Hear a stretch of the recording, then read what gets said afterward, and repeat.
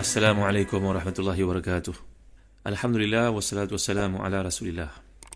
Innal hamdalillah nahmaduhu wa nasta'inuhu wa nastahdihi wa nastaghfiruh wa natubu ilayhi wa natawakkalu alayhi wa na'udzu billahi min shururi anfusina wa sayyiati a'malina.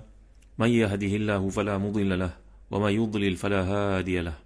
Allahumma salli wa sallim wa barik ala Muhammad wa ala ali Muhammad kama sallaita wa sallamta wa barakta ala Ibrahim wa ala ali Ibrahim fil alamin innaka Hamidum Majid. Amma ba'd. Firman Allah SWT dalam ayat ke-13, 14, 15, 16 dan 17 dari surah Yasin. A'udzu billahi minasyaitonir rajim. Wadrib lahum mathalan ashabal qaryati idh ja'aha al-mursalun. Idh arsalna ilayhim ithnayn fakadzabuhuma fa'azzazna bithalithin faqalu inna ilaykum mursalun. قالوا ما أنتم إلا بشر مثلنا وما أنزل الرحمن من شيء إن أنتم إلا تكذبون قالوا ربنا يعلم إنا إليكم لمرسلون وما علينا إلا البلاغ المبين. Terjemahannya dan tafsir Ibn Katsir jilid ke-8 muka surat 10. Dan buatlah bagi mereka satu perumpamaan, iaitu penduduk satu negeri ketika utusan-utusan datang kepada mereka, iaitu ketika kami mengutus kepada mereka dua orang utusan, lalu mereka mendustakan kedua-duanya. Kemudian kami kuat dengan utusan yang ketiga. Maka ketiga utusan itu berkata, sungguhnya kami ini adalah orang yang diutuskan kepadamu. Mereka menjawab, kamu tidak lain hanyalah manusia seperti kami, dan Allah yang Maha Murah tidak menurunkan seorang pun. Kamu tidak lain hanyalah pendusta belaka. Mereka berkata, Tuhan kami lebih mengetahui bahawa sungguhnya kami adalah orang yang diutuskan kepada kamu, dan kewajipan kami tidak lain hanyalah menyampaikan perintah Allah dengan jelas. Jadi muslim-muslimat yang dirahmati dan dikasihi sekalian, dalam kuliah lalu kita telah bincangkan perkataan yang digunakan oleh Allah di sini, iaitu wadrib lahum. Ini merupakan satu majaz dari sudut bahasanya yang masyhur digunakan di kalangan dalam ayat-ayat tafsir yang kita dapat lihat penggunaan perkataan ini oleh Allah SWT dengan makna wada' ataupun ja'al. Maknanya bawalah. Maknanya, bawakan kepada mereka contoh-contoh ini untuk mereka faham. Ketuklah hati mereka. Begitu maksudnya. Sebagaimana juga saya telah terangkan kepada tuan-tuan, penggunaan perkataan daraba ini dalam beberapa tempat, beberapa penggunaan daripada Al-Quran, sekurang-kurangnya 10 penggunaan, antara lain yang pernah kita bincangkan dalam surah Al-Baqarah ayat ke-26. A'udzubillahi minasyaitanirrajim. Inna Allah la yastahi ayyadriba mathalan ma. Sungguhnya Allah SWT tidak merasa malu untuk membawakan contoh seperti kecilnya nyamuk yang halus, yang kecil itu. Jadi maknanya kat sini juga boleh kita fahami dalam tafsir Hadaiq Rawi wa Raihan, ij'al ashabal qaryati wal mursalin ilaihim. Bawakan kepada cerita tentang ashabul qaryah ini dan Rasul diutuskan kepada mereka seperti kisah penduduk Mekah. Wa irsalaka ilaihim. Ini perumpamaan yang sama bahawa ashabul qaryah telah pun diutuskan nabi-nabi kepada mereka, dan penduduk Mekah pula dihantar dirimu wahai Muhammad sallallahu alaihi wasallam. Jadi ada persamaan di situ. Jadi berarti hal musyrikin min ahli Makkah kahali ashabil qaryah al-mumathal bihim. Persamaan yang ada penduduk Mekah dan juga ashabul qaryah, sama-sama diutuskan nabi untuk menunjuk mereka jalan lurus. Dan saya telah terangkan kepada tuan-tuan pandangan Al-Qasimi dalam tafsirnya Mahasin Ta'wil bahawa arsalna di sini merujuk kepada rasul-rasul. Itu yang ditarjih oleh beliau, walaupun kalangan para ulama salaf kebanyakannya mengatakan kisah itu adalah berkaitan dengan putusan sahabat-sahabat ataupun hawariyun ansar Nabi Isa alaihissalam. Muslim-muslimat rahmati dan dikasihi sekalian, beginilah kata Al-Imam Al-Fuqrazi dalam tafsirnya Mafatihul Ghaib, menunjukkan di sini secara tak langsung kedudukan sahabat-sahabat Nabi yang tinggi kedudukannya, kemuliaan pangkat mereka. Sebagaimana Nabi pernah menyatakan bahawa ashabi ka'anbiya Bani Israel, bahawa sahabat-sahabat aku ini kedudukan mereka seperti nabi-nabi yang diutuskan oleh Allah kepada Bani Israel. Tuan-tuan tahu tak bagaimana hebatnya sahabat-sahabat Rasulullah ni, antaranya Abu Bakar As-Siddiq radhiyallahu anhu. Dalam satu peristiwa ketika para sahabat semua mengalami kesedihan, iaitulah mereka tewas dalam peperangan Uhud. Maka satu pagi mereka duduk bersama dengan Rasulullah SAW mengenang kesilapan yang berlaku itu. Tiba-tiba seorang daripada sahabat dalam pertemuan itu telah pun menceritakan kepada Rasulullah pengalamannya. Ini peristiwa berlaku lepas subuh. Dan satu hadis yang sahih bahawa sahabat ini bertanya kepada Rasulullah SAW. Hadis ini merupakan hadis riwayat Bukhari dan juga Muslim. Karena Abu Hurairah radhiyallahu anhu hadis anna rajulan ata ila Rasulillah SAW munsarifahu min Uhudin faqala inni ra'aytu al-lailata fil manami dhullatan yantifu minha as-samnu wal 'asalu wa ra'aytu an-nasa yatakaffafuna minha bi aydihim فالمستكثر والمستقيل ورأيت سببا واصلا من السماء إلى الأرض رأيتك يا رسول الله أخذت به فعلوت به ثم أخذ به رجل آخر من بعدك فعل به ثم أخذ به رجل آخر بعده فانقطع به ثم وصل له فعل به. Tuan-tuan, ini peristiwa menariklah untuk kita baca bagaimana para sahabat Nabi ini punya kedudukan tinggi di sisi Allah dan Rasulnya. Bahkan di kalangan sahabat-sahabat Nabi ini ada dipanggil sebagai ulama ataupun fuqaha ataupun muftun yang menjadi pemberi fatwa. Ini ada kaitanlah dengan peristiwa ini, kata Imam Al-Fakhr Razi, bahawasanya Allah membawakan kisah perutusan pembantu Nabi Isa untuk tujuan berdakwah di tempat yang dikatakan Antakya itu ataupun tempat yang lain. Maka ini juga mengingatkan kita kepada kemuliaan para sahabat, kata Al-Imam Al-Fakhr Razi. Iaitu peristiwa yang nyata dalam hadis sahih riwayat Bukhari Muslim ini. Satu hari bila Nabi yang para sahabat masa sedih atas ialah apa yang telah berlaku pada mereka dalam perang Uhud, ketidaktaatan mereka kepada perintah Allah dan Rasulnya, maka tiba-tiba seorang daripada sahabat ni memberitahu Nabi, malam tadi saya mimpi Rasulullah, mimpi ini sangat menarik. Apa mimpi engkau? Mimpi saya melihat langit itu menurunkan hujan apa tahu, samnu wal asalu. Sama ni adalah mentega dan juga asal, madu, butter dan juga honey. Maka semua orang datang untuk merebut apa yang turun daripada langit itu, yang merupakan madu dan juga mentega ini tadi. Allahu Akbar. Dan saya lihat Rasulullah SAW pun ada. Rasulullah sedang menarik satu tali yang membawa baginda naik ke langit, sallallahu alaihi wasallam. Dan tali itu juga disambut oleh ramai di belakang Nabi SAW. Tiba-tiba tali itu terputus Rasulullah. Allahu Akbar. Maka Abu Bakar yang ada dalam majlis meminta kepada Rasulullah, kala Abu Bakar, ya Rasulullah, bi abi wa ummi, wallahi tada'anni fala u'abbirannaha.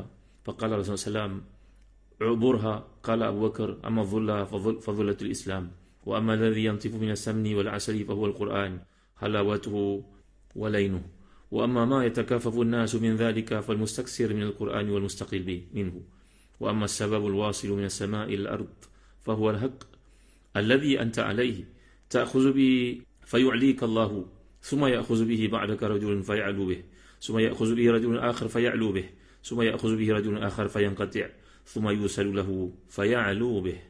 Tuan-tuan, jadi Abu Bakar mentafsirkan mimpi itu di hadapan Rasulullah. Kata Al-Imam Al-Qahtani dalam buku beliau yang bertajuk Taratib Al-Idariyah, ini menunjukkan kepada kita tentang kemuliaan kedudukan Abu Bakar dan beberapa orang sahabat yang lain. Rasulullah masih hidup, wahyu masih lagi diturunkan, tiba-tiba mereka berani memberikan pandangan terhadap satu peristiwa yang berlaku. Dan Rasulullah memberikan peluang untuk mereka. Ini menunjukkan kepada kita, tuan-tuan, dari sudut kepimpinan, bagaimana Rasulullah membenarkan untuk beri pandangan. Selagi pandangan itu tidak salah, maka Rasulullah membiarkan Abu Bakar untuk mentakwilkan mimpi itu, menta'birkan. Takwil, ta'bir, tafsir. Maka kata Abu Bakar, wahai Rasulullah, awan yang dilihat itu menandakan Islam, dan asamnu wal asalu, iaitulah butter dan juga madu yang turun hani itu merupakan Quran. Maka berebut-rebutlah manusia untuk mengambil pedoman daripadanya.